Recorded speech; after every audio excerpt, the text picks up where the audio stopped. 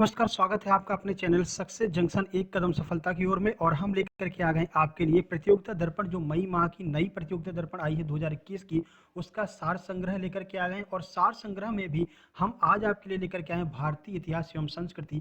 देखिए, अगर आप किसी भी अच्छे एग्जाम की तैयारी कर रहे हैं, चाहे वो यूपीएसआई हो, एमपीएसआई हो या कोई भी एग्जाम हो, तो आपको हर कोई यही रिकमेंड करेगा कि प्रतियोगिता दर्पण जरूर पढ़िए। और प्रतियोगिता दर्पण में भी जो सार संग्रह आता है उसको तो जरूर से जरूर पढ़िए, क्योंकि सार संग्रह में ऐसे प्रश्नों का संग्रह होता है जो या तो परीक्षाओं में आ चुके हैं या जिनके आगामी परीक्षाओं में आने की ज्यादा से ज्यादा संभावनाएं रहती है। ठीक है, तो इससे पहले हम भारतीय राष्ट्रीय आंदोलन आपके लिए लेकर के आ चुके हैं, वो वीडियो। अब हम आपके लिए लेकर के आए हैं भारतीय इतिहास एवं संस्कृति। ये बहुत ज्यादा महत्वपूर्ण प्रश्न होते हैं, तो इनमें 10 प्रश्न आते हैं। 10 प्रश्नों के बारे में हम आपको जानकारी देंगे, डिटेल में जानकारी देंगे। जिस प्रश्न से संबंध अगर हमें लगता है इसके बारे में आपको डिटेल में जानकारी होनी चाहिए, तो उसके बारे में आपको डिटेल में जानकारी देंगे। नहीं तो हम वन लाइनर फैक्ट आपको बताते हुए आगे बढ़ेंगे। ठीक है, इसकी पीडीएफ भी आपको हमारे टेलीग्राम चैनल पर मिल जाएगी। तो चलिए बिना समय गवाए हुए चलते हैं सीधे प्रश्न नंबर 1 की ओर। सार संग्रह मई 2021, पहला प्रश्न। तो देखिए, पूर्व पाषाण काल के कुछ औजार 16 और सिंगी तालाब में पाए गए हैं। यह स्थल कहाँ पर स्थित है? सीधे सीधे आपसे पूछा जाएगा 16 और सिंगी तालाब जो है वो कहाँ पर स्थित है? तो सही आंसर राजस्थान। राजस्थान में 16 और सिंगी तालाब स्थित है, जहाँ पर पुरा पाषाण काल के पहले के भी औजार पाए गए हैं। ठीक है, तो ये नॉर्मल सा प्रश्न है, आप बता सकते हैं। चलिए प्रश्न नंबर 2 की ओर चलते हैं। तो देखिए, प्रश्न नंबर 2 क्या है, इसके बारे में आपको जानकारी देंगे। हड़प्पा सभ्यता में प्रमुख अंत्योष्टि प्रथा क्या हुआ करती थी? जब हड़प्पा सभ्यता में लोग मर जाते थे तो उनको जो है मतलब कि समाधान कैसे किया जाता, अंत्योष्टि कैसे की जाती थी, उसकी बात की गई है।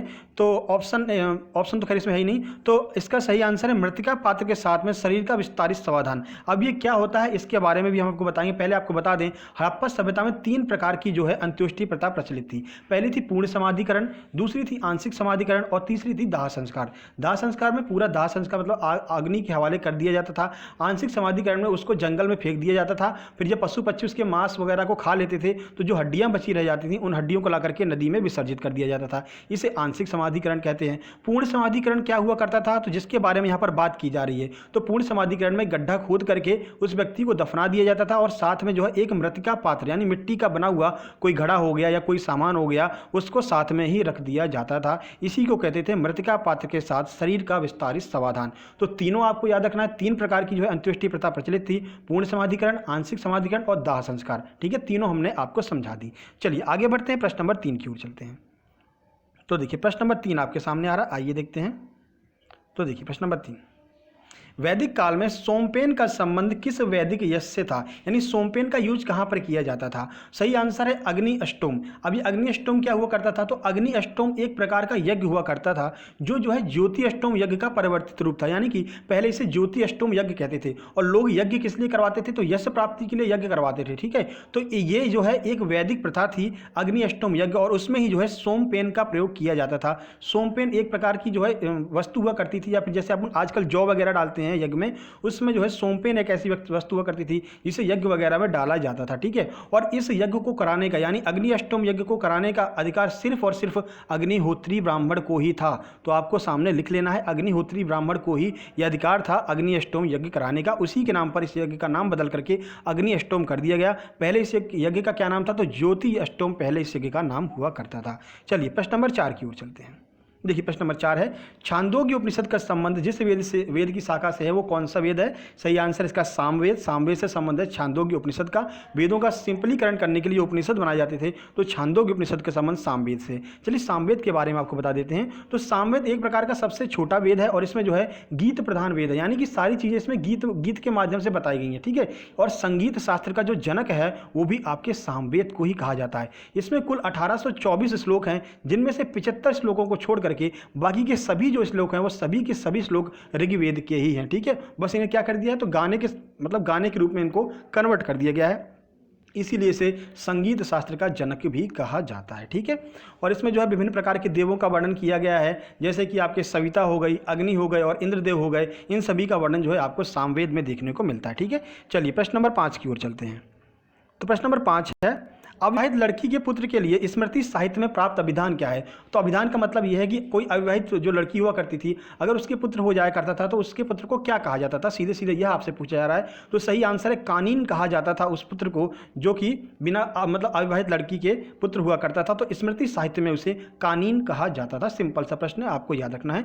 चलिए प्रश्न नंबर 6 की ओर बढ़ते हैं।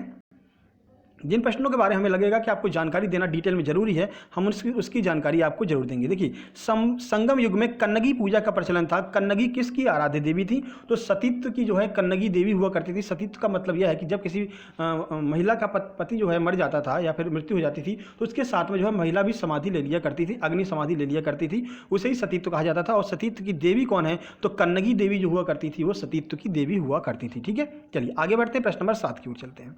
प्रश्न नंबर 7 है, भगवान महावीर द्वारा सर्वसाधारण के लिए बताए गए अणुव्रत यानी कि नियमों की संख्या कितनी है? सही आंसर है 5। तो आइए देखते हैं कि कौन कौन से 5 नियम हैं। तो देखिए, 24वें तीर्थंकर थे महावीर स्वामी, आपको पता ही है जैन धर्म के, तो उन्होंने 5 अणुव्रत दिए थे। कौन कौन से? तो अहिंसा, सत्य, अस्तेय, ब्रह्मचर्य और अपग्रह।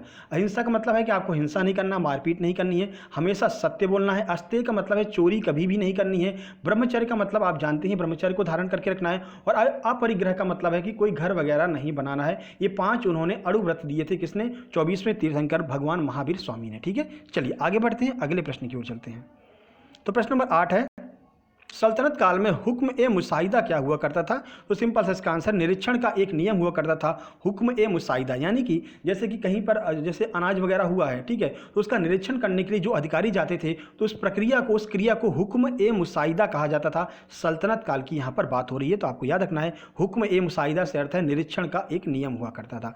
प्रश्न नंबर 9 की बात कर लेते हैं। तो प्रश्न नंबर 9 है, मराठा भू राजस्व में देसाई कौन हुआ करता था? देसाई पर्टिकुलर शब्द जो है किसके लिए यूज में लाया जाता था? तो सही आंसर है जिले का जो प्रधान राजस्व अधिकारी होता था, जिसे कलेक्टर भी कह सकते हैं आज की भाषा में, तो वो जो है उसमें देसाई के नाम से जाना जाता था मराठा भू राजस्व काल के समय में। अब मराठा के कुछ और लोग जो है, कुछ और शब्द जो है प्रचलित हैं, जैसे कि पेशवा कौन हुआ करता था? तो पेशवा प्रधानमंत्री हुआ करता था जो सामान्य प्रशासन को देखता था। अमात्य या मजूमदार कौन हुआ करता था? तो अमात्य या मजूमदार जो है वो एक लेखा परीक्षण हुआ करता था, लेखा परीक्षण का अधिकारी हुआ करता था, जिसे सीएजी भी कह सकते हैं आज के जमाने में। ठीक है, तो लेखा परीक्षण का अधिकारी अमात्य या मजूमदार हुआ करता था, वो लेखा परीक्षण करता था, लेखा जोखा रखता था। उसके बाद में यही जो है, ये जो मजूमदार है, यही आगे चल करके राजस्व या फिर वित्त मंत्री बन गया था। ठीक है, उसके बाद बात करते हैं सचिव या वाक्यानवीस कौन हुआ करता था, जिसे चिटनीस भी कहते थे। तो ये राजकीय पत्राचार का मुख्य हुआ करता था, यानी कि दूसरे राज्यों से जो पत्र वगैरह आते थे तो उनको देखने का काम कौन करता था? सचिव या वाक्यानवीस, जिसे बाद में चिटनीस भी कहने लगे। तो ये आपकी यहाँ पर मराठा साम्राज्य की जो है पूरी प्रणाली हो गई। ठीक है, ये 4-5 चीजें आपको याद रखनी है। चलिए आगे बढ़ते हैं, प्रश्न नंबर 10 की ओर चलते हैं। तो प्रश्न नंबर 10 है, मुगल काल में ऐसे जमींदार जो केवल बलपूर्वक ही राजस्व की भरपाई करते थे वे क्या कहलाते थे? तो इसका आंसर आप बड़ी आसानी से लगा सकते हैं, जमींदार जोर तलब। जोर तलब आपको दिख रहा है, जोर का मतलब है जोर जबरदस्ती से। तो जोर जबरदस्ती से जो राजस्व की वसूली किया करते थे उनको मुगल काल में क्या कहा जाता था? तो उन्हें कहा जाता था जमींदार जोर तलब। ठीक है, तो ये महत्वपूर्ण प्रश्न थे, आपको कैसे लगे? अगर आपको पसंद आए हो तो वीडियो को लाइक कीजिए, दोस्तों को शेयर कीजिए, सब्सक्राइब कीजिए चैनल को। अगर आप पहली बार आए हैं, चैनल को सब्सक्राइब करके नोटिफिकेशन बेल दबा लीजिए, क्योंकि हम विशेष रूप से एमपीपीएससी वालों के लिए प्रैक्टिस सेट करके आते हैं, जो उनका एग्जाम 2020 और 21 वाला आने वाला है। उसके बाद में सुबह हम 7:30 बजे 360 डिग्री करंट अफेयर लेकर के आते हैं, जिसमें एक एक प्रश्न की डिटेल में आपको जानकारी दी जाती है, आंसर भी रहता है, नीचे एक्सप्लेनेशन भी रहता है। और आप एक काम कीजिए, हमारा टेलीग्राम चैनल ज्वाइन कर लीजिए, टेलीग्राम ऐप पर जाइए, वहां पर सर्च कीजिए सक्सेस जंक्शन, वहां पर आपको टेलीग्राम चैनल हमारा देखने को मिल जाएगा, उसको ज्वाइन कर लीजिए। वहां पर सारी वीडियो इससे पहले की आपको देखने को मिल जाएंगी और सारी की सारी पीडीएफ भी आपको देखने को मिल जाएगी। ये पीडीएफ भी आपको वहां पर देखने को मिल जाएगी। तो ये जो एक्स्ट्रा जो हम वीडियो आपके लिए लेकर के आते हैं, जिससे कि जो आपका प्रतियोगिता दर्पण वाला पार्ट है वो भी आपका कवर होता चले। ठीक है, तो अभी कुछ और वीडियो हम प्रतियोगिता दर्पण के लेकर के आने वाले। इससे पहले हम 12 बजे एक वीडियो अपलोड कर चुके हैं एमपीपीएससी प्रैक्टिस सेट के लिए, आप भी जाकर के देख सकते हैं, आपके लिए भी बहुत महत्वपूर्ण है। परमाणु ऊर्जा संयंत्र जो भी है भारत में, उनकी एक एक डिटेल में पूरी जानकारी आपको वहां पर देखने को मिल जाएगी। ठीक है, तो जल्दी मिलते हैं एक नई वीडियो में, तब तक के लिए नमस्कार, धन्यवाद।